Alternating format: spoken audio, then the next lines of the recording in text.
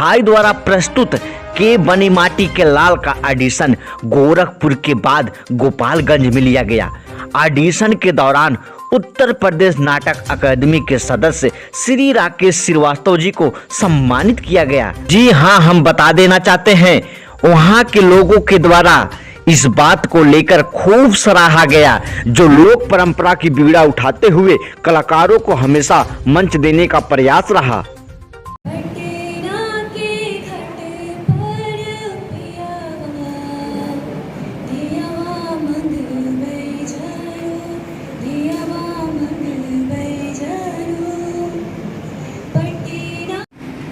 एक ही गोमाटी आके किया रे दूध गो खिलौना, हाय राम दूध गो खिलौना, मोरी सांवरिया रे गढ़े वाला गजबे कोहार, मोरी सांवरिया गजबे कोहार, मोरी सांवरिया रे गढ़े वाला गजबे कोहार। एक ही गोमटिया, एक ही गोमटिया, एक ही गोमटिया के दूध गो खिलौना, हाय राम दूध गो खिलौना, मोरी सांवरिया वाला गजबे कोहार, मोरी सांवरिया।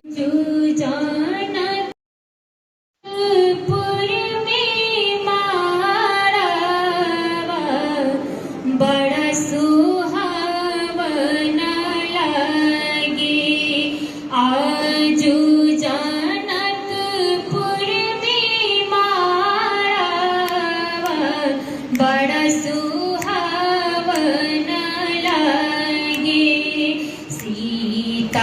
के चढ़े लहरा दिया, मन भावन लागे, सीता के चढ़े लहरा दिया, मन भावन लागे, हरे हरे बसवा के मड़वा छवले पापा, हरे हरे बसवा के मड़वा छवले चाचा, चहुमुख दियावा जलावे,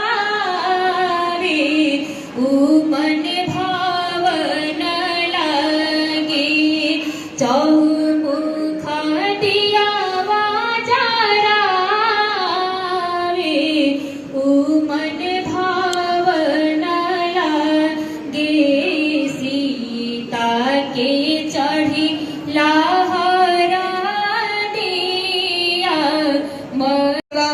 रानी अवरू और के कैया रानी है ए ललना, ए ललना कवनी बरत कयहिसन कैलू त सुनर फलवा पवलू नुहे, ए ललना कवनी बरत कयहिसन कैलू त सुनर फलवा पवलू नुहे।